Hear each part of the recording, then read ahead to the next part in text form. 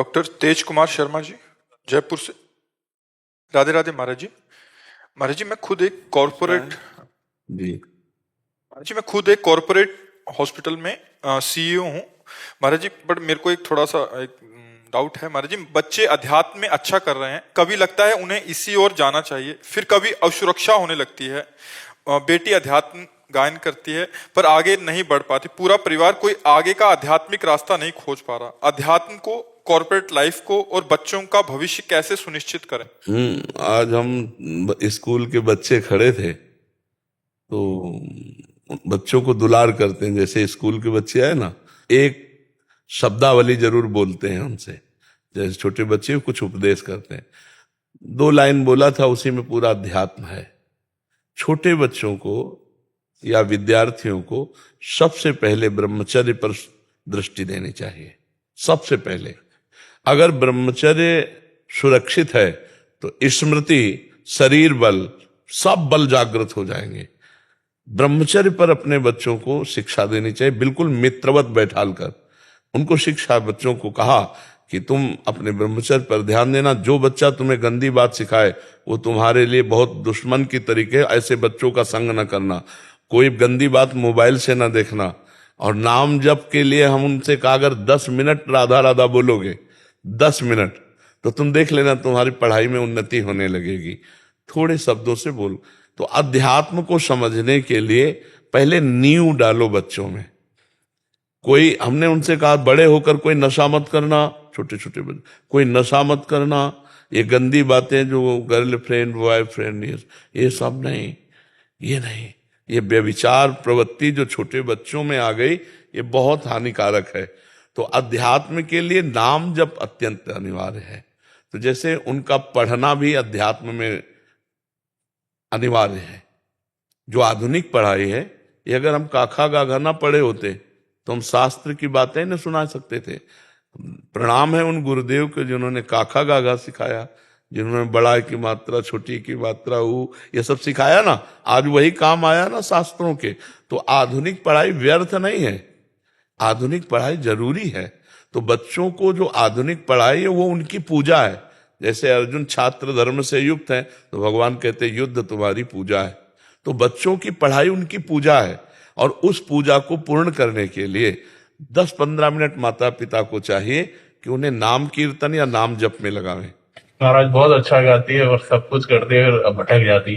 नहीं नहीं, भटकने का क्या स्वरूप आप दिया, उसके भटकने का क्या स्वरूप? बिल्कुल छोड़ देती है, बहुत अच्छा भजन करती है, बहुत नहीं, छोड़ना तो नहीं चाहिए, गंदी बातें छोड़ना चाहिए, अच्छी बातें नहीं छोड़ना चाहिए।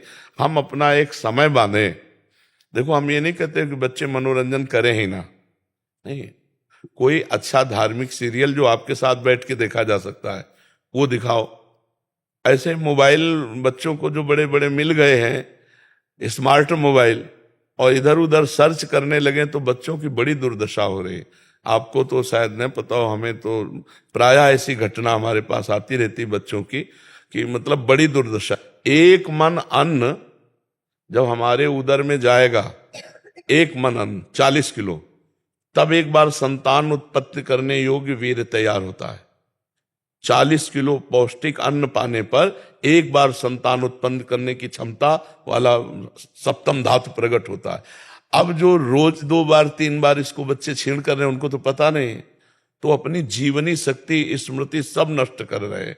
हमें लगता है बच्चों को पहले सिखाना जरूरी है कि वो ब्रह्मचर्य से रहें और विद्या को भगवान की पूजा समझे, जो अपनी पढ़ाई है, और 10-20 मिनट नाम संकीर्तन, नाम जप ये जरूर करें। और माता पिता से मित्रवत व्यवहार करें।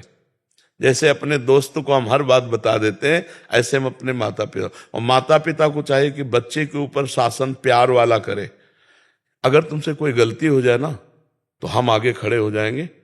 गलती करना मत, अगर गलती हो जाए तो तुम डरना मत, मुझे जरूर बता देना, मैं तुम्हें बचा लूंगा। ऐसे बच्चों से बात की जाती है। आजकल माता पिता ऐसी उद्दंडता करते हैं जो बच्चों को संभाल नहीं पाते। फिर बच्चे ऐसी समस्या में फंस जाते हैं कि उनको एक ही रास्ता दिखाई देता है, शरीर को तो इसलिए बहुत संभाल के, ये हमारे देश के भविष्य हैं, जो बच्चे बच्चियां हैं ये देश के भविष्य हैं, इनको सुंदर पढ़ाओ, ये पूजा है आपकी, इनको पढ़ाओ। अच्छा, वृक्ष को जैसे हम सेट करते हैं वैसे ही उसका स्वरूप आ जाता है, बांध करके उसको ऐसे ऐसे इनको हमारे दृष्टि में होना चाहिए। तुम्हें मोबाइल चेक करना चाहिए बच्चों के, तो बड़े चतुर हैं, पूरा उसका डेटा ही उड़ा देंगे, ऐसे बच्चे हैं। पर कोशिश करना चाहिए कि उनकी गलतियों को हम समझें, स्कूल जाना चाहिए, मास्टर से मिलना चाहिए और बच्चों से मिलना चाहिए, क्या चरित्र इसकी जांच करना चाहिए, क्योंकि छोटे छोटे बच्चे चरित्रहीन हो रहे हैं।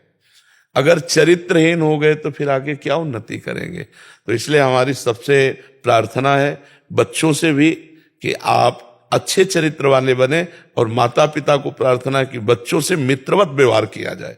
समय का होता है ना, अब बच्चे इतने प्रवीण नहीं कि आपकी डांट को वो प्यार समझे, तो अब वो काट थोड़ी डालेंगे, वो तो उनका एक प्यार है जो एक शासन कर रहा है। लेकिन बच्चे इस बात से भयभीत हो जाते हैं, अगर पापा ये बात जान गए, मम्मी ये बात जान गई, अब वो अंदर ही अंदर घुटता रहता है और उसको कई तरह से टॉर्चर होता है दिमाग का बच्चों के साथ। तो हमें लगता है कि ये बच्चों को उन्नतिशील बनाने के लिए परिवार में कोई उनका शोषण न करे, ये भी बात ध्यान रखनी है। परिवार के जन, रिश्तेदार के जन ये शोषण न कर पावे, क्योंकि हमारे पास कई ऐसी शिकायतें आती हैं कि बच्चियों का परिवार में ही शोषण होता है, मामा भांजे, रिश्ते नाते, और यहां तक कि कहने में शर्म लगती पिता के द्वारा भी ऐसा, मतलब हमारे सामने। तो ऐसी रक्षा की जाए, हमारे भारत के भविष्य है। तो इसलिए अपने बच्चों का जीवन पवित्र रखो और नजर रखो, कोई रिश्तेदार नातेदार, ये अबोध बच्चे हैं, इन पर कहीं गलत हरकत ना कर। हमें लगता है कि हफ्ते में 1-2 बार तो बच्चों के साथ बैठना चाहिए, एकांत में खवा पिया के हंसी खेल करते हुए आज हम लोग बातें करते हैं। फिर उसको कहीं तुम्हें कोई मित्र ऐसा, कहीं कोई रिश्तेदार नातेदार कोई ऐसा, बिल्कुल खुल के बोलो, हम तुम्हारे दोस्त की तरह। ऐसे बच्चों को प्रेम देना चाहिए। अगर वो फेल हो जाते हैं तो हम मित्रवत व्यवहार उस समय करें, कोई बात नहीं, हम फिर मेहनत करके पैसा लगाएंगे, आप पढ़ने में ध्यान दीजिए। इस बार कमजोर पढ़ाई की, हमें लगता है इसलिए फेल हो गए, आप प्रयास कीजिए। अब जैसे फेल हो गए और ऐसा, अब वो बच्चा छोटा सा, छोटा दिमाग, वो फिर कोई न। महाराज जी ये दो ही मुख्य कारण है महाराज जी। एक तो है जो पढ़ाई आदि में असफल हो गए, फिर घर में ये, और दूसरा बाहर रहते हैं बच्चे तो दोस्ती हो जाता है कहीं, तो फिर वो घबराते हैं क्योंकि घर में ऐसा बताएंगे, तो जैसे आपने बोला मित्रवत व्यवहार रहेगा, और दूसरा उनको जब असफल होने पे भी उत्साह मिलेगा कि नहीं तुम आगे और बढ़ो, तो एक बहुत अच्छा। हाँ, और जैसे 10 मिनट बैठ करके सत्संग सुनाओ, 10 मिनट अगर हम सत्संग सुनाएंगे रोज बच्चों लायक, जैसे ब्रह्मचर्य पर है, मित्रता पर है, कई ऐसे चैप्टर हैं, मन पर है, आपका मन आपको परेशान कर रहा हो तो कैसे बचना चाहिए, आखिरकार मन को शांति के लिए क्या करना चाहिए, आपके अंदर ये बहुत ओवर थिंकिंग बढ़ रही तो हमें क्या करना, इन सब पर चर्चा हो चुकी है। तो ऐसे सर्च करके और बच्चों को सुनाना चाहिए, थोड़ी देर सत्संग सुनाना चाहिए, तब बात बनती। और बच्चों को शिक्षा देनी चाहिए, रोज उठकर पैर छुओ, मम्मी के पैर छुओ, ऐसे कहना चाहिए, बच्चों को लगाना चाहिए। हम लोगों को सिखाया गया था, इस सुबह उठो, पहले हाथ के कराग्रे वस्ते लक्ष्मी कर बदे, पृथ्वी माता के पैर छू, फिर उठकर पिताजी माताजी सब बड़े जनों के पैर छू। ऐसा भगवान भी करते थे। प्रातः काल उठ के रघुनाथा मात पिता गुरु नावयम। कौन सा बच्चा करता है, बिरला ही कोई कर। आप अपने मम्मी पापा के पैर छूते हो? सच्ची बताना रोज। आज क्या जन्मदिन है प्रभु जी, अच्छा। आज भी पैर नहीं छुए सुबह। तो आप ऐसे ऐसे आपने ऐसे ऐसे कह, झूठ न मत बोलो। अगर आप कह देते कि मैं नहीं छूता तो मैं प्रसन्न हो जाता, आपने झूठ बोला, ये गलत संस्कार है आपके। आप अच्छे बच्चे बनो। बहुत डांट तो लगेगी, डांट से नहीं डरना, लेकिन झूठ से तुम्हारे ऊपर विश्वास खत्म हो जाएगा। नहीं, अब हम आपसे पूछेंगे, आप ऐसा, आप जो बोलेंगे तो मुझे डाउट होगा, पता नहीं झूठ बोल रहा हो। झूठ नहीं बोलना चाहिए जी। आज से गलती हुई, आज से मैं रोज अपने मम्मी पापा के पैर छूंगा, ऐसा बोलो।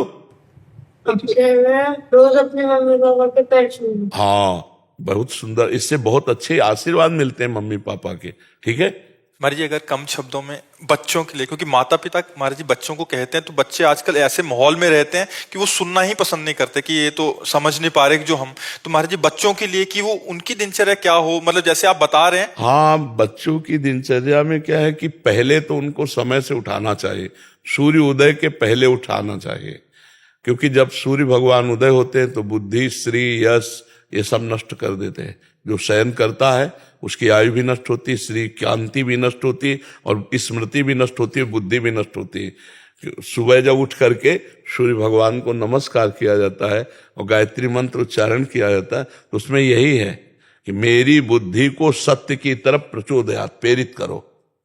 जो तो भगवान सूर्य ज्ञान के दाता हैं। अगर बच्चा सूर्य उदय के पहले उठे, अब फिर तो उसके लिए माता पिता को उठना पड़ेगा महाराज जी।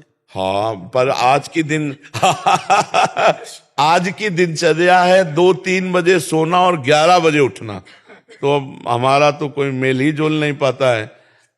हमारा तो 11 तो कम में 2 बजे उठते हैं। दिन में, हाँ दिन में। अब बताओ 2 बजे नहीं, 2 बजे रात्रि के उठते तो हमारे से मिल जाती बात की, और 2 बजे रोड में आ जाते।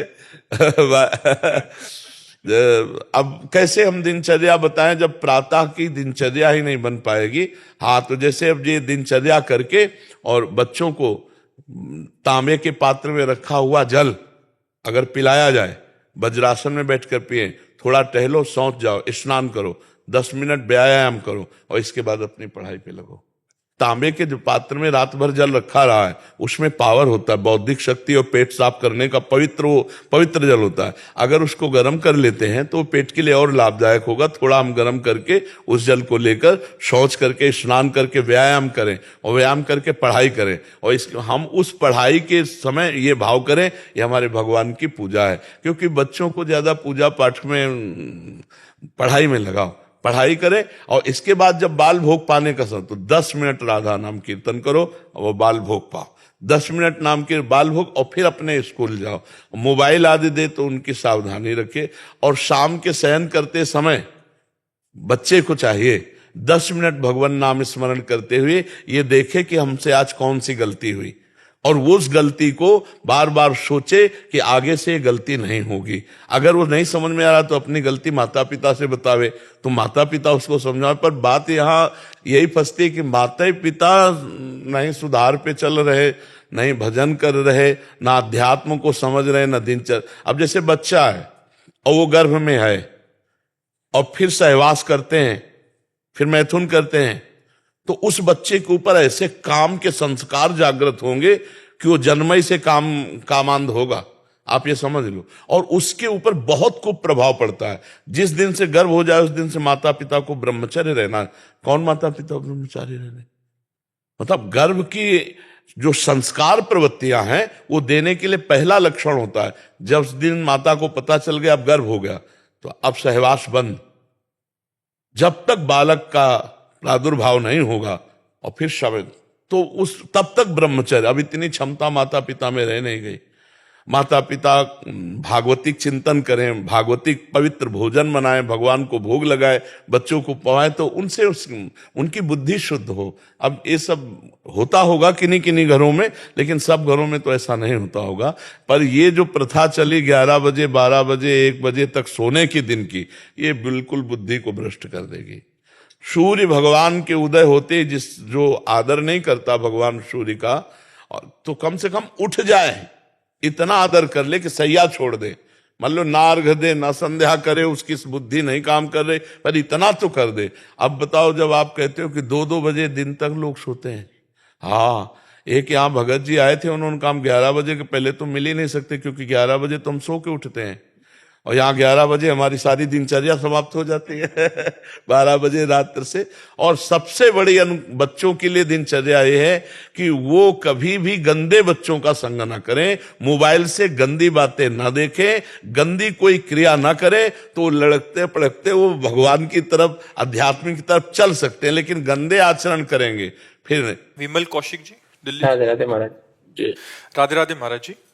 महाराज जी, आजकल के माहौल में काम करने की वजह से आहार, जहाँ काम करते हैं, जहाँ ऑफिस, ये बड़ी समस्या है। आहार, आचार विचार हमारे थोड़े खराब हो जाते हैं। ये बहुत समस्या है।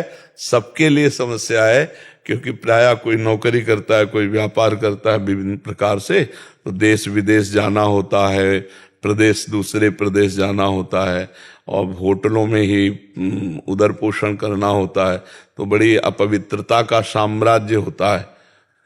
वो जो सामने बन के आता है वो तो फ्रेश लगता है, लेकिन बनाने वाला और जो भीतर पदार्थ है, तो बनाने वाले का भाव और अन्न का भाव ये हमारी बुद्धि पर पड़ता है। अब रजोगुणी तमोगुणी लोग बनाने वाले, तो मतलब भोजन बनाने वाला और भोजन उसका प्रभाव मन पे पड़ता, पक्का समझो, पक्का जब युधिष्ठिर जी महाराज प्रश्न करते हैं, भगवान श्री कृष्ण प्रेरणा करते हैं और भीष्म जी उत्तर देते हैं, तब द्रौपदी जी वहीं बैठी थी और हंस के कहा कि आज बहुत ज्ञान आ रहा है आपको। लेकिन सभा में चीख चीख के पूछ रही थी, क्या ये धर्म है कि महाराज युधिष्ठिर पहले अपने को हार जाते हैं, फिर वो मेरे को हारने का अधिकार क्या रखते हैं? क्या ये धर्म है?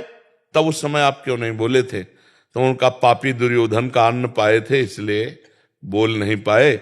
6 महीना हो गए बाणों की नोक पर पड़े हुए, तो सारा खून बह गया। अब हमारी बुद्धि पवित्र, जो प्रश्न करो वो उसका उत्तर ले लो। तो ये बात समझो, भीष्म जैसे महापुरुष, दुर्योधन जैसे अधर्म युक्त वृत्ति वाला, तो उसका प्रभाव पड़ा।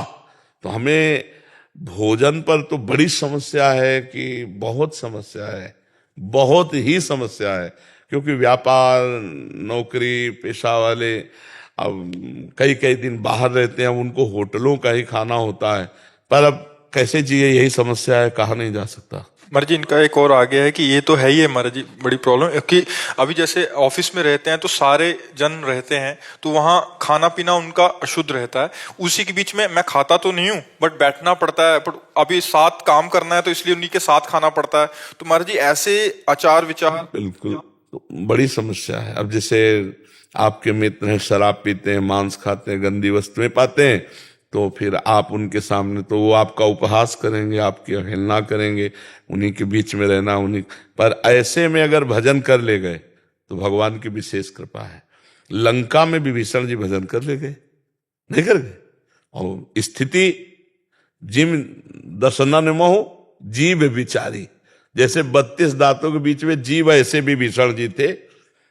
तभी हनुमान जी को आश्चर्य हुआ जब वो राम राम राम राम नाम ते सुमिरन की ना, हृदय हरस कप सज्जन। पहले तो ये शंका हुई, लंका निश्चर निकर निवासा, यहाँ कहाँ सज्जन कर वासा? ऐसा साधु कौन है भाई कि यहाँ लंका में राम राम जप रहा है? तो विभीषण जी लंका में भक्ति कर लिए, तो हम भारत में तो कर ही सकते हैं क्यों? हमको अपने नियमावली में रहना। और एक बात बता दे, जय भोजन सामने जब तुम्हारे आवे तो भगवान का चिंतन करते हुए राधा राधा राधा और एक एक कवल ऐसे पाओ। तो भोजन असत वस्तु है, लेकिन राधा नाम सत वस्तु है। वो आपकी बुद्धि को भ्रष्ट नहीं होने देगी किसी भी परिस्थिति में हो। जैसे कुछ हमारे जो शरणागत शिष्य हुए, जिससे ऐसी ऐसी जगह उनको जाना पड़ता है कि जिसमें प्याज लहसुन के सिवा भोजन मिलेगा ही नहीं, प्याज लहसुन मिले, और दीक्षा लिए तो कैसे चले? तो हमने कहा थोड़ी सी किशमिश, किशमिश ऐसी चीज है कि 2-3-4 महीने तक बनी रहेगी। एक किशमिश भगवत प्रसादी है, उसको डालो और भगवान का स्मरण करते हुए पालो, वो कुछ नहीं बिगाड़ पाएगा। अब वो सहज में सबके लिए नहीं है, वो किसी विषम परिस्थिति के लिए, कि परिस्थिति ऐसी है। हमें लगता है कि बाहर जो घूमते हैं उनकी परिस्थिति ही ऐसी है कि प्रायः मतलब अपवित्र पात्र होंगे। अब उसी में आप पाके गए, उसी में शराब पीने वाला पाके गया, उसी में अपवित्र आचरण करने, तो पात्र तो अपवित्र है, फिर अंदर जो बन रहा है वो बड़ा। अब ये बुद्धि पर इसका प्रभाव पड़ता है, बहुत समस्या है। नहीं, इस समस्या का समाधान मतलब वो तो केवल हम बाहरी रूप से दे रहे हैं, बका कोई समाधान नहीं। हमारे जी एक ट्रक ड्राइवर आए थे, हाँ वही, हाँ कह रहे कि मैंने अभी 4-5 महीने से छोड़ दिया। मैंने कहा नहीं, आप चालू कर दीजिए। कह रहे घर परिवार में अर्थ आदि की समस्या हो रही है। कह रहे ट्रक चलाता हूँ, अभी निकले और कहाँ जाके रुकेंगे पता नहीं है। बिल्कुल। और कैसा ढाबा आदि है, तो कितना भी उनसे सात्विक लेने का प्रयास करो, बट बर्तन वही है, सब कुछ वही है, बड़ी। बिल्कुल, पर नाम जप अगर करते रहोगे तो भ्रष्ट नहीं होने देंगे, ये हमारी बात है। नाम जप, राधा राधा राधा, कैसी भी परिस्थिति में हो भगवान का नाम सादर सुमिरन जे नर करहीं भवसागर। बिल्कुल गाय के खुर को जैसे पार करना कठिन नहीं होता, गोपद इतर है। अगर सादर भगवान का नाम सुमिरन कर रहे, सब मंगल हो जाएगा। बकाया खान पान की पवित्रता तो बहुत ही समस्या है, बहुत ही समस्या है, पर जीना पड़ेगा। इसीलिए रोगों की बाहुल्यता हो रही, ब्लड प्रेशर हाई, लो, शुगर, कैंसर तो ऐसे हो रहा है जैसे बुखार होता है, इनको बुखार हुआ उनको बुखार, ऐसे कैंसर हो रहे हैं। ये खान पान की गलत सामग्रियां, अब अंदर कोई लोहे की मशीनें थोड़ी लगी आते हैं, अब किसी भी तरह के ऐसे केमिकल जाएंगे जो दूध में पड़े हुए हैं या अन्य पदार्थों में, तो नुकसान ही करेंगे। भगवान बचावे, अब कैसे कैसे कैसे जिया जाए, बहुत समस्या है। जो बाहर भ्रमण करते, हमारे अपने लोग हैं तो एक सीमा में है कि भाई ऐसे कर लो ऐसे कर लो, एक आदमी के लिए 4 आदमी के लिए व्यवस्था हो सकती है, लेकिन अब जो भ्रमण करते हैं जो ऐसे, बहुत समस्या है।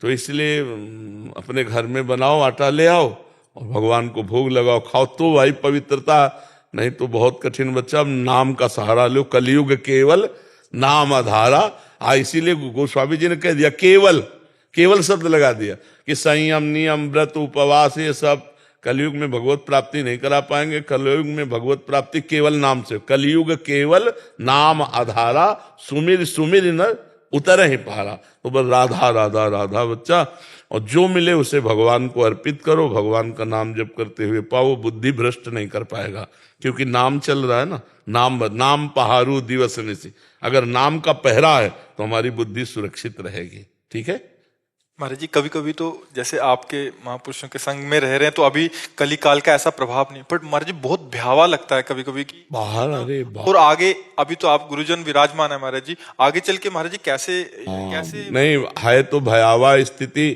क्योंकि देखो दूसरों का हित चाहने वाले बहुत कम दिखाई देता है वो, कि हम परोपकार की भावना से, लेकिन उसमें नाम और रुपया और पैसा, तो इससे जगत कल्याण फिर नहीं होता है। अब जैसे श्री स्वामी राम सुखदास जी महाराज थे, निष्काम संत, कभी अपने लिए कुछ, अब गए तो मानो भारत का भाग्य लुट गया। ऐसे संत जो देश मंगल के लिए, जगत मंगल के लिए बहुत कम, मतलब बहुत कम, वो बहुत विचित्र है, मतलब बहुत विचित्र अब ये है कि कलिकाल बढ़ेगा इसी से, जब परमार्थिक संत अंतर ध्यान हो जाएंगे। अभी तो अंगुलियों में गिन सकते हैं, ये तो नहीं कह सकते कि बहुत है, अंगुलियों में गिन सकते हैं। निष्काम संत, जिनका उद्देश्य है भगवान की आज्ञा से भगवान का जस गाना, भगवान के लिए गाना, भगवत स्वरूप जगत का मंगल। सर्वे भवन्तु सुखिना सर्वे संत निरामया, ये बिरले ही हृदय से, बाहर तो, लेकिन अंदर की लालसा क्या है, उसी से जगत मंगल होता है। तो सुबह से लेकर के 11-12 बजे तक भजनानंदी संत भजन करते थे, सुबह 3 बजे 2 बजे बैठ गए, और उस भजन का जगत मंगल के लिए प्रयोग करते थे। अब हर समय कान में मोबाइल है, अंतर्मुख कब होने गए? सोचो, वो कुन करता रहता है, थोड़ी देर में अंतर्मुख कब होंगे? 8 घंटे 10 घंटे लगातार मंत्राकार वृत्ति, तब कहीं भगवदानंद की स्फूर्ति होती थी। अब ऐसे ऐसे प्रपंच फैल रहे हैं कि केवल एक तरह से समझ लो नाटक जैसा हो रहा है। असलियत में वो जो बात है ना, वो बहुत मुश्किल की बात रह गई। जो भगवान की प्राप्ति कराने वाला मार्ग है वो गुप्त होता जा रहा है, निष्काम। और अगर हम सेवाएं हैं, जैसे मतलब संत सेवा, भगवंत सेवा, गुरु सेवा, तो भगवान अपने आप व्यवस्था करते हैं, भगवान व्यवस्था करते हैं। अन मांगे आगे आवे को जीव पर लाएगा। अब ये बात समझ में नहीं आती, उनके भरोसे होके देखो, भगवान के लिए करके। तो अब जगदीश्वर का भरोसा कम रह गया, रुपया का भरोसा ज्यादा रह गया, बैंक बैलेंस का भरोसा नहीं। वो तो रुपया का जहां महत्व है वो अध्यात्म नहीं हो सकता, ये भी पक्की बात समझो। जहां अध्यात्म का महत्व है, रुपये का महत्व नहीं होगा। 3 चीजें अध्यात्म में रद्दी कर दी जाती हैं। कंचन, कामिनी और कीर्ति, यह अध्यात्म है। और आज प्राण दिए हम इसी के लिए, और इन्हीं का अध्यात्म भंजन करता है, खंडन करता है। पुत्रैषणा, वित्तैषणा, लोकैषणा, इसको जो मिटा दे वो अध्यात्मवान, वही भगवान को बड़ा, मतलब जो सही मार्ग है ना वो छुपता चला जा रहा है। शास्त्रों की व्याख्या हम अपने अनुकूल करने लगे हैं, धर्म के अनुकूल नहीं, अपने अनुकूल करने लगे। बड़ा मतलब, तो इसलिए बहुत भगवान की कृपा है, अभी अवसर है, निकल चलो, भगवान का नाम जप करो, अपने कर्तव्य को पूजा समझो, कोई नशा मत करो, पराई माँ बहन बेटियों की तरफ काम दृष्टि न रखो, साधु हो, घर में रहते हुए साधु हो। तुम्हें कहीं और भागने की जरूरत नहीं हो, चाहे जहां भाग के जाओ, माया सब जगह है। कोई ऐसी जगह बताओ जहां माया ना हो, और कोई ऐसी जगह बताओ जहां भगवान ना हो। तो जब कहीं भी भाग के जाओ तो माया मिलेगी ना, तो ऐसे ही कहीं भी भाग के जाओ तो भगवान मिलेंगे ना। तो तुम्हारे घर में भी तो भगवान है, जब सर्वत्र है तो तुम्हारे घर में भी है। अगर माया सर्वत्र है तो कहीं गुफा में जाओगे तो वहीं भी माया पहुंच जाएगी। भागने की जरूरत नहीं, नाम जप करो बस, कोई गंदा नशा न करो, कोई गंदा आचरण न करो, बढ़िया जीवन है। और भगवान की प्राप्ति सहज में होती है, ध्यान रखना, सहज हो जाओ, भगवान के हम हैं। बिगड़ी जन्म अनेक की वही सुधरे आज, होई राम को। पहली बात भगवान के हो जाओ, फिर नाम जप, तुलसी तज कुसुमात, गंदे आचरणों का त्याग करके भगवान का नाम जप करती है, सबको भगवत प्राप्ति हो सकती है। पर नाम जपना बहुत कठिन है, गंदे आचरणों का त्याग करना बहुत कठिन है। और हम श्री भगवान के, श्री भगवान हमारे, ऐसा हर समय ठसक रहना ये बहुत कठिन है। अगर यही धारण कर ले तो मंगल हो जाए।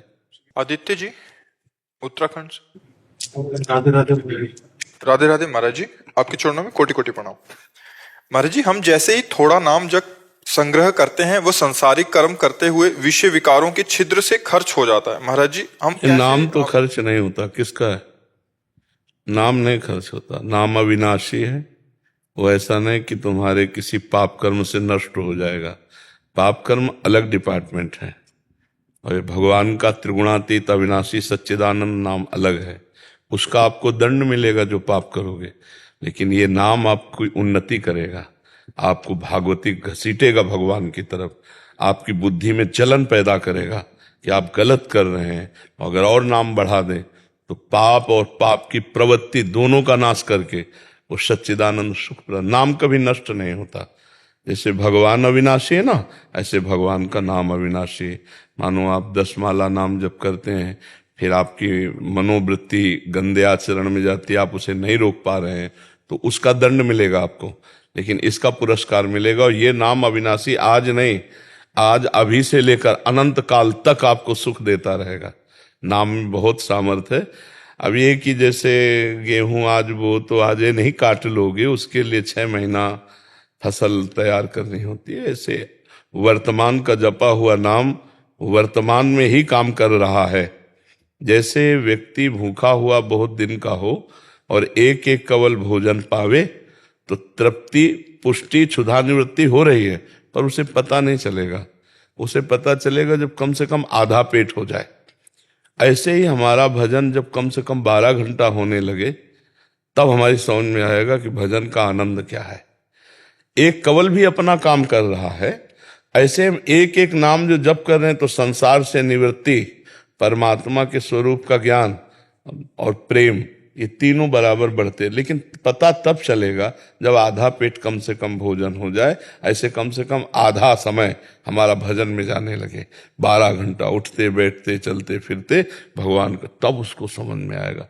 नाम अविनाशी, इसका कभी नाश नहीं होता। इसको खूब जपो और कोशिश करो कि हमारे द्वारा कोई पाप कर्म ना हो। अगर भूल चूक से हो जाते हैं तो भगवान से प्रार्थना करो कि आगे बार हमको सामर्थ्य दो कि मैं अगली बार ना कर पाऊं। भगवान ऐसी कृपा करेंगे। हम लोग बहुत फिसड्डी स्वभाव के हैं, जरा में फिसल जाते हैं, तो हमें थोड़ा ज्ञान हो भगवान के भजन से कि हमारा मार्ग क्या है, सुख क्या है, किसमें सुख है, तो हम सही मार्ग का चयन कर पाए। पर बड़े बड़े ज्ञानियों को भी फिसला देती है, ऐसी भगवान की माया है।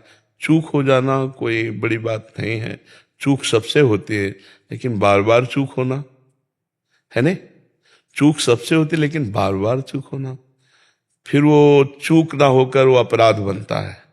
मतलब एक बार हमसे तो चूक हो गई, तो राहती न प्रभु चित चूक किए की, करत सुरति सयबार ही की। प्रभु अपने जनों के द्वारा चूक हुई को हृदय से नहीं देखते। उसके हृदय की बात को ये करना नहीं चाहता था, पर मेरी माया की प्रबलतावश ये चूक।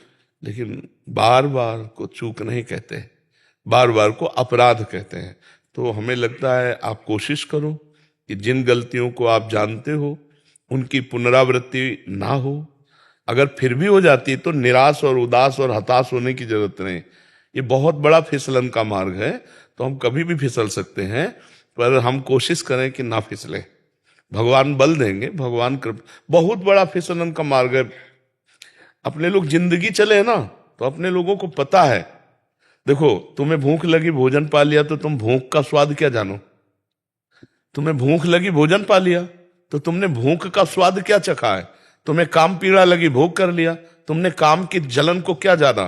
तुम्हें जो लगा वो सब है, लेकिन जो लगे उसको सह जाए, तब पता चलता है त्राहिमाम प्रभु कितना जलन देते हैं ये संसार के विषय, ये भोग। तब वो धीरे धीरे जलते। देखो, कच्ची मटकी में एक चुल्लू पानी डालो, पूरी मटकी फैल जाएगी, और जब आग में तपा दी जाती है तो वही वर्षों खूब भर के पानी रखो, कुछ नहीं फर्क पड़ता। तो ऐसे ही भगवान के मार्ग में हृदय को पक्का किया जाता है। ये काम, क्रोध, लोभ, मोह, मद मत्सरी आग है, ये अग्नियां जलाती हैं, और जो सह गया वो भगवान को प्राप्त हो गया। यम ही न व्यथ्यन्ते ते पुरुषम पुरुषर्षभ सम दुखा सुखाधीरम स्वमृतत्वाय कल्पते। वो अमृत पद का अधिकारी हो जाता है जो इन वेगों को, काम का वेग, क्रोध का, भूख का, प्यास का, वाणी का, अहंकार, इन सब वेगों को जो भगवान का आश्रय लेकर सह जाता है। पर है बहुत कठिन।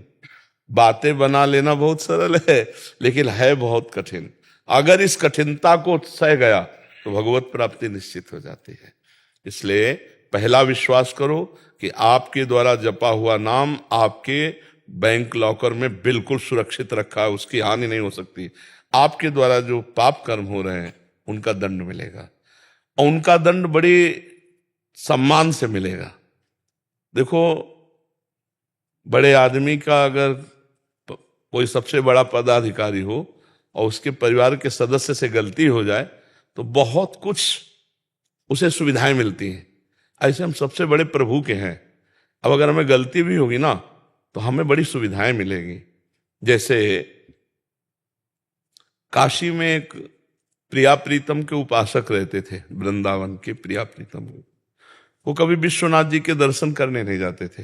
प्रिया प्रीतम के आठों पैर सेवा में लगे रहते थे, तो कहीं जाने की जरूरत भी नहीं। तो विश्वनाथ जी के एक बड़े ज्योतिषाचार्य जो प्रथम पार्षद थे, उनको बड़ी जलन हुई। उनका बड़ा नाम यश था प्रिया प्रीतम की जो उपासना, कि ये इतने बड़े भक्त होकर के वैष्णवा नाम यथा शंभु भगवान शंकर के दर्शन विश्वनाथ जी की नगरी में रह के करने नहीं आते। तो उन्होंने विचार में लिखा था, कल म्लेच्छ सेना आएगी और उनका सर्व विनाश कर देगी। तो उन्होंने कहा, हाँ, ये फल तो होना ही चाहिए, जो विश्वनाथ जी से विमुख है। और वो 12 बजे म्लेच्छ सेना आएगी, तो 12:30 बजे पहुंचे कि देखें अब तो सब विध्वंस हो गया होगा। तो जो वैष्णव थे वो स्नान कर रहे थे, वहां कुछ विध्वंस नहीं हुआ। तो उनका, मेरी ज्योतिष भगवान शिव के द्वारा दी हुई है, ये कभी व्यर्थ हो नहीं सकती। तो जब वो नहा के आए स्नान करके, तो उनका वैष्णव से कहा कि महाराज, आपका तो इस समय हमारी ज्योतिष कह रही म्लेच्छ सेना आना चाहिए और वो विध्वंस करना चाहिए। तो उनका आई थी और विध्वंस कर गई। तो बोले, क्या विध्वंस, यहाँ तो सब ऐसा है। बोले, नहीं, जब भोग लगा रहे थे ठाकुर जी का तो हम ऐसे हुए, तो हमारे ध्यान में तंद्रा सा आ गई, और तंद्रा में देखा म्लेच्छ सेना आई और सब विध्वंस कर गई। तभी तो नहा के आए कि चलो ऐसे ही सही, पर म्लेच्छ छू गया तो इसलिए ना, प्रगट में कुछ नहीं हुआ। इतना बुरा प्रारब्ध उनके तंद्रा में स्वप्न जैसा बन के निकल गया। ये बुरे से बुरा प्रारब्ध भी भक्त का ऐसे निकल जाता है जो नाम जापक है। बहुत बुरा प्रारब्ध, जैसे बहुत बुरा प्रारब्ध है इस शरीर का, लेकिन भगवान हमारी दिनचर्या चला रहे हैं। 12 बजे रात्रि से दिनचर्या। प्रारब्ध है, पर कितना सुंदर भगवान कटवा रहे। नहीं यही अस्पताल में पड़े काट सकते हैं। भगवान हमारे से कथा चर्चा प्रश्न उत्तर भजन साधन जो हमारी दिनचर्या है वो करा रहे हैं। अब ये बुरा प्रारब्ध किसी जन्म का भयंकर पाप आकर के टूट पड़ा और भगवान के भजन ने संभाल लिया। भगवान की शरण में है तो देखो आपके सामने बैठे हैं, प्रश्न उत्तर कर रहे हैं, भगवत चर्चा कर रहे हैं, आरती सेवा पूजा पाठ सब चल रहा है। अगर हम भगवान की शरण में ना होते तो दुर्गति हो जाती। तो देखो ये हम इसलिए उदाहरण दे रहे हैं कि भजन अपना प्रभाव दिखा के रहता है। अगर भजन भगवान का जीवन में ना किए होते तो बहुत दुर्गति होती है। लेकिन इसके सोचने का समय नहीं, हर समय एक नया आनंद, एक नया उत्साह, एक नई प्रफुल्लता भगवान देते रहते। ये भगवान की शरण की बात। और ये शरीर तो जाएगा ही जाएगा, आज नहीं तो कल जाएगा, पर जहां जाना है वहां पास हो गया है, अब कोई चिंता नहीं है। भजन कभी निष्फल नहीं होता, भजन कभी नष्ट नहीं होता, और भजन करने वाले के जीवन में कभी धोखा नहीं होता। संसार धोखा दे सकता है, भगवान का नाम नहीं। इस भजन सारथी सुजाना, भगवान का नाम वो सारथी है कि आपको ऐसे मार्ग में ले जाएगा जहां परमानंद परम सुख मिले, इस लोक में भी और परलोक में भी। पक्का मानो। भगवान की कृपा का हम तुम्हें कैसे बताएं। ये सब रूपों में भगवान है, सब रूपों में भगवान हमें प्यार दे रहे हैं। जपते रहो, परिणाम में देख लेना। वो मंगल होगा कि जैसे तुम हम कह रहे ना ऐसे तुम कहोगे। अगर हमको अनुभव ना होता, हमको ये सब, ये तो बाहरी बातें तुम्हें बता रहे हैं, अंदर की बात तो बता ही नहीं सकते। वाणी की सामर्थ्य नहीं है कि जो जीवन का लक्ष्य है वो भगवत प्राप्ति है, और भजन के द्वारा ही सारे सुखों का तुम संग्रह कर सकते हो। अगर भजन नहीं है और सब सुख तुम्हारे पास है तो तुम खुश नहीं रह सकते। देख लेना, तुम शीतल नहीं रह सकते, तुम्हारा हृदय ठंडा नहीं हो सकता। हर्षित होगे, शोकित होगे, कामनाओं की भीड़ लगी रहेगी। आप सब देख लो ना, हृदय क्या ऐसा कहता है, अब कछुनाथ न चाहिए मोरे। ये तभी होता है जब भजन होता है। जब भजन डट के हुआ, जहां भगवदानंद मिला तो वह हृदय से निकलने लगता है, कुछ नहीं चाहिए, कुछ नहीं चाहिए प्रभु। और जिसके हृदय में कोई चाह नहीं होती वो बादशाह का बादशाह है। चाह मिटी चिंता मिटी मनुआ बेपरवाह, जिनको कछु न चाहिए वो शाहन के शाह। इसलिए खूब नाम जप करो, पाप कर्म से जितना बन सके बचाओ, अपने को गंदा होने से बचाओ। कपड़ा धोए और फिर गंदा करें, फिर धोए फिर गंदा करें, तो इससे तो हमारा समय बर्बाद हो रहा है। जब हमको साफ करना ही है तो गंदा क्यों करें। हम थोड़ा गंदगी से बचे, गंदे आचरणों से बचे, जिससे हमारे हृदय में नाम का प्रकाश हो। शेरी जी हैदराबाद से। राधे राधे महाराज जी। महाराज जी, पूर्व जन्म के अच्छे कर्म और भगवत कृपा में क्या अंतर है? कैसे समझें कि कौन से पूर्व जन्म के अच्छे कर्म है और कौन से भगवत? हाँ, दो प्रकार के कर्म होते हैं, एक शुभ और अशुभ। शुभ को पुण्य कहते हैं, जिसका परिणाम सांसारिक सुख होता है, सांसारिक उन्नति होती है, सांसारिक लाभ होता है। जो अशुभ कर्म होता है वो विपत्ति, रोग, दंड, बाधा, चिंता, शोक इनके रूप में आता है। लेकिन जो कृपा होती है वो संत समागम, भगवान के नाम जप में रुचि, भगवान के लीला धामों में आसक्ति, भगवान की लीला चरित्र सुनने का सौभाग्य, ये कृपा से होता है। अब मोहि भाव भरोस हनुमंता, बिनु हरि कृपा मिले नहीं संता।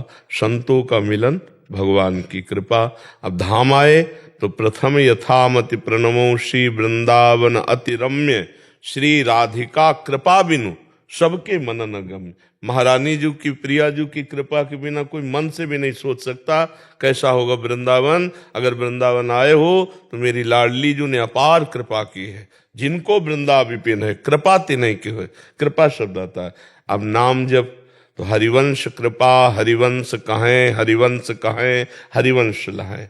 प्रभु की कृपा से ही प्रभु का नाम जप किया जा सकता है, और जो प्रभु का नाम जप करता है वो प्रभु की कृपा से प्रभु को प्राप्त करता है। तो कृपा में और शुभ कर्मों में अंतर यह है कि शुभ कर्म आपको बहुत से बहुत सांसारिक लौकिक सुख, लौकिक अनुकूलता, लौकिक स्वस्थता, लौकिक संपत्ति दिला सकते हैं, लेकिन मन की शांति नहीं। और भगवान की कृपा से साधु समागम, नाम में रुचि, धाम में प्रीति, भगवत लीला कथा श्रवण में रुचि, इससे परम शांति की प्राप्ति होती है, परम आनंद की प्राप्ति होती है। बात समझ में आया? कृपा और शुभ कर्मों में जमीन आसमान का अंतर है। किसी के इतने बड़े पुण्य नहीं है कि हम जो है मनुष्य शरीर प्राप्त करते। ये कबहू का करि करुणा नर देही और देत ईस बिनु हेतु सनेही। हमें तो कृपा ही कृपा नजर आ रही। हमारे तो पुण्य तो क्या, हमारे तो पाप प्रकट है, पुण्य क्या कर पाते। ये तो कृपा ही है कि जो हमें मनुष्य शरीर दिया, हमें भजन मार्ग का परिचय दिया, भजन में लगाया, धाम आदि का वास दर्शन आदि, ये सब कृपा है। सब पर कृपा बरस रही है। बस उस कृपा की अवहेलना करके जो भगवत विमुख आचरण किए जाते हैं, इसलिए कृपा का अनुभव नहीं हो रहा। नहीं, भगवान कह रहे सब पर मोर बराबर दया, बराबर दया भगवान की, सबके ऊपर बराबर कृपा है। अब हम भगवान की कृपा का आस्वादन करें। जैसे हम ऐसे करें तो कुछ नहीं पी सकते, ऐसे करें तो पान कर, तो भगवान की कृपा बरस रही, हम उसका पान करें, नाम जप करें, पापाचरण न करें, भगवान की कथा सुने, माता पिता की आराधना करें, परिवार में सुख भावना लाएं, सब में भगवत भाव करके सबको अभी कृपा, अभी आपका हृदय कहने लगेगा हमारे ऊपर बहुत कृपा है, अभी कहने लगेगा हमारे ऊपर बहुत कृपा है भगवान की। हर परिस्थिति में कृपा ही कृपा अनुभव होती। भक्त को कभी अकृपा का दर्शन नहीं होता। हमारे भगवान ऐसे कृपालु हैं, जन अवगुण प्रभु मान न काऊ, दीन बंधु अति मृदुल स्वभाव। तो कृपा तो अलौकिक होती है और ये जो पुण्य होते हैं वो लौकिक होते हैं। वो लौकिक लोग पर लोक के सुख दे सकते हैं, वो भगवान की प्राप्ति नहीं करा सकते हैं। हाँ, एक पुण्य है साधु सेवा। अगर संतों की सेवा बन गई तो ये पुण्य जो है भगवान की प्राप्ति करा देगा। अगर सुकृत कहा जाए तो यही, कदा वा खेलंतो ब्रजनगर वीथीश हृदयम हरंतो श्री राधा राधा ब्रजपति कुमारो सुकृतिना। सुकृति माने पुण्यवान। ऐसे किसी पुण्यवान को गलबहियां दिए हुए प्रिया प्रीतम वृंदावन में चित्त का अपहरण कर लेते। कौन? जो रसिक चरण सेवी है। क्योंकि रेमन रसिकन संग बिन रंच न उपजय प्रेम। अगर भगवत प्रेमी महात्माओं की चरण सेवा बन जाए तो ये सेवा भगवत प्राप्ति करा सकती है, और किसी पुण्य में ताकत नहीं। वो तो लौकिक सुख दे सकते हैं। पुण्य क्षीणे मृत्यु लोके विसंति, आप स्वर्ग आदि जाकर भोग कर सकते हैं, फिर यहाँ आना पड़ेगा। आना जाना मिटता है भगवान की कृपा से, संतों की कृपा से। भगवान की कृपा से संत मिलते हैं और संत की कृपा से भगवंत मिलते हैं, पक्का समझो। भगवान के अगर प्रेमी जनों का संग न हो तो भगवान की प्राप्ति हो ही नहीं सकती। विभीषण जी की शुद्ध शरणागति हनुमान जी के मिलने के बाद हुई है। तुरंत लंका से निकल पड़े भगवान के भरोसे। नहीं तो भजन तो बहुत दिनों से कर रहे थे, पर जब हनुमान जी का दर्शन हुआ तब विश्वास हुआ कि भगवान की मेरे ऊपर बहुत अनुग्रह कृपा दृष्टि है, और छोड़ करके भगवान की शरण में आ। संत मिलन मतलब भगवंत मिलन का पहला सोपान शुरू हो गया। अगर संत मिले तो मतलब भगवान के मिलने की अब हमारी पहली सीढ़ी तैयार हो चुकी। अब इसी से अध्यात्म की भूमिका बढ़ने लगती है। यदि हम उनकी आज्ञा पे चले, उनकी बात माने, उन पर विश्वास करें, उनकी बात पर विश्वास करें, तो भगवत प्राप्ति। तभी भगवान श्री राम जी नहीं कह रहे प्रथम भगति संतन करि संगा, दूसरी रति मम कथा प्रसंग। पहली सीढ़ी, पहली भक्ति। भगवान अगर संत समागम कर दिए, इससे बड़ी हमारे ऊपर कृपा नहीं हो सकती। सुत दारा धन लक्ष्मी पापियों के घर हो, संत समागम हरि कथा तुलसी दुर्लभ, उमा संत समागम सम न लाभ कछु आन। तात स्वर्ग अपवर्ग सुख, धरी तुलाए कंग, तूलन ताय सकल मिली, जो सुख लव सत्संग। क्षण मात्र के भगवत प्रेमी महात्मा के संग से जीवन के जन्म संचित कर्म भस्म हो जाएं। अगर उनकी हम बात मान ले और चल पड़े, बात मान ले, बात ना माने तो फिर अगम्य हो। महासंगस्त दुर्लभ हो पर अगम्य हो, बात मान ले तो अमोघस्य, निश्चित भगवत प्राप्त। अभिजीत विशेन जी लखनऊ से। राधे राधे महाराज जी। राधे राधे महाराज जी। महाराज जी, क्या संतों के आशीर्वाद से व्यक्ति का भाग्य बदल सकता है या भाग्य परिवर्तन के लिए स्वयं के कर्म ही प्रमुख भूमिका निभाते हैं? हाँ, ये बात समझना है कि संतों के आशीर्वाद से हमारे कर्म सुधरते हैं। हमारे जो कर्म हैं, कुकर्म की तरफ जा रहे थे, अब वो सुकर्म होने लगते हैं और फिर गुणातीत होने लगते हैं। जो अहंकार रहित कर्म होता है वो गुणातीत स्थिति को प्रदान करता है। जो अहंकार युक्त होता है वो गुण के अंतर्गत कर्म। पहले हमारे कुकर्म सुधरेंगे, सुकर्म होंगे, फिर सुकर्म का कर्ता भाव भी जाएगा। ये संत आशीर्वाद है।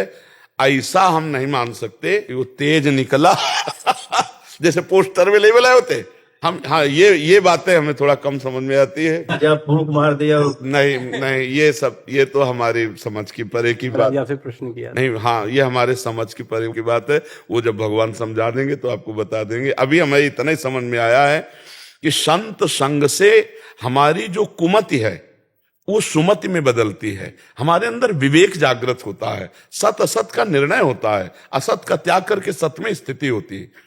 बिनु सत्संग विवेक न होई, राम कृपा बिनु सुलभ न सोई। संत संग का फल क्या है? ये विवेक होना। विवेक होना नहीं, अब ऐसे वैसे वाली बात तो हमें समझ में नहीं है। हाँ, इतना हम जरूर देखा कि सिद्ध महात्मा जन, जैसे आप प्रियजन हो उनके, और कोई बुरा प्रारब्ध आपको परास्त करने वाला हो, आप सेवा में हो, तो आप जान नहीं पाए, वो अपने ऊपर प्रारब्ध ले लिए, खुद भोग लिए। ऐसे नहीं, ऐसे आज तक अब हो तो रहा है, बहुत ऐसा नहीं हो रहा, लेकिन हमने ऐसा शास्त्रों में नहीं पाया। कहा मुनीस हिमवंत सुनु, जो कछु लिखा लीलार, देव दनुज मुनि नाग नर, को न मेटनी हार। आप जरा इस दोहा पर ध्यान दीजिए। सुनहु भरत भावी प्रबल, बिलखि कहो मुनिनाथ, हानि लाभ जीवन मरण जस अपजस विधि हाथ, को न काहू के सुख दुख कर दाता, निज कृत कर्म भोग सुनु भ्राता। अवश्य में भोक्तव्यम कृतम कर्म शुभासो। हमारा भजन, हमारी साधना हमारे लिए नहीं है, वो सब आपके लिए है, जगत के लिए। सर्वे भवन्ति सुखना सर्वे संत निरामया। हमारा तो हो गया, हम तो फ्री में नौकरी कर रहे हैं आपके लिए। सच्ची मानिए, हमारे जीवन का उद्देश्य अब हमारा नहीं है, हमारे जीवन का उद्देश्य आप है। संत सहायक पर लागे। हाँ, हमारे जीवन का उद्देश्य आप है। अब यह है कि इसमें जितनी बातें आप पकड़ोगे और चलोगे, जैसे आप कह रहे हैं अब मुझे मीठा लगने लगा परमार्थ, अब मुझे अच्छा लगने लगा, मैंने गंदे भोजन त्याग दिए, गंदा पेय त्याग दिया, ये है कृपा। इसे ये सभी मुझे तो नहीं समझ में आया। जादू टोना जंतर मंतर, ऐसे मन संभलेगा, राम राम में लगाओ, हरि हरि में लगाओ, कृष्ण कृष्ण में लगाओ। हम तुम्हारे मन की सब बात बता दें तो क्या हो जाएगा? तुम सच्चिदानंद में डूब जाओगे क्या? तुम परमात्मा स्वरूप में स्थित हो जाओगे क्या? होगा तब जब मन को निरंतर प्रभु में लगाओगे। सच्ची बात मान लो, उठते बैठते चलते फिरते राधा राधा राधा राधा, फिर देखो आनंद की बौछार अंदर से आने लगेगी। अभी थोड़ा कम है, बड़े बड़े संत महात्मा विराजमान है, आगे चलकर केवल केवल ही पाखंड का बोलबाला रहेगा। कलयुग तभी बढ़ेगा ना। अभी तो मान लो विज्ञ संत जन है जो परमार्थ को जानते हैं, नहीं तो पूरा का पूरा नाटक, कोरा नाटक। सत्य मार्ग को समझना, सत्य मार्ग में चलना थोड़ा कठिन है, लेकिन सत्य से ही आनंद मिलेगा। आप इतनी बात समझ लीजिए। बार बार प्रार्थना करते, कोई भी इतना बड़ा, जब एक तांत्रिक था वो संतों को परेशान करता, तो करपात्री जी गए, धर्म सम्राट करपात्री, नारायण नारायण नारायण, शुरू करो अपना तंत्र मंत्र। अब वो थोड़ी देर कुछ नहीं, तो उनका आप धर्म सम्राट करपात्री जी हो क्या? उसने देखा तो था नहीं, तो उनका तुमको इससे मतलब नहीं, तुम चैलेंज करते हो बहुत बड़े तांत्रिक, तुम्हें जो आता हो कहो। और हम 3 बार नारायण नारायण कहेंगे, और अगर संकल्प कर लिया तो तू समझ, तो चरणों में गिर गया। और हमारा मन प्रभु में अगर लगाए तो वो भोग हमको कष्ट नहीं देगा। यही उपाय है। सा वही मना कृष्ण पदारविंद। अगर मन सुख दुख का भोगता मन है और मन परमात्मा में लगा है तो आनंद है ना। शरीर स्वस्थ है, मन भोगों में लगा है तो जल रहा है, वो जल रहा है। जब भगवान को यहां आकर के चैन से रहने को नहीं मिला तो तुम्हें कहां से मिल जाएगा? हमें बता दे। है? सुबह राज्याभिषेक हो रहा है, सामयिक 14 वर्ष का वनवास हो रहा है, पैदा हो रहे हैं, कंस कारागार में ले जाए जा रहे हैं, गोकुल में वहां पूतना जा रही है, तृणावर्त जा रहा है, सकटासुर जा, भाग के वृंदावन आए, वत्सासुर, बकासुर, अघासुर, कहीं चैन से रहने, भगवान को चैन से रहने नहीं दिया संसार, तुम एकाध से चैन से रहने देगा। इसलिए अगर चैन वास्तविक, तो मन को जब हम आह्लादित कर पावे तो हमें चैन मिल जाए। मन आह्लादित होता है प्रभु के चिंतन से। तब लग कुशल न जीव को, सपने हो मन विश्राम, जब लग भजत न राम को, शोक धाम तज का।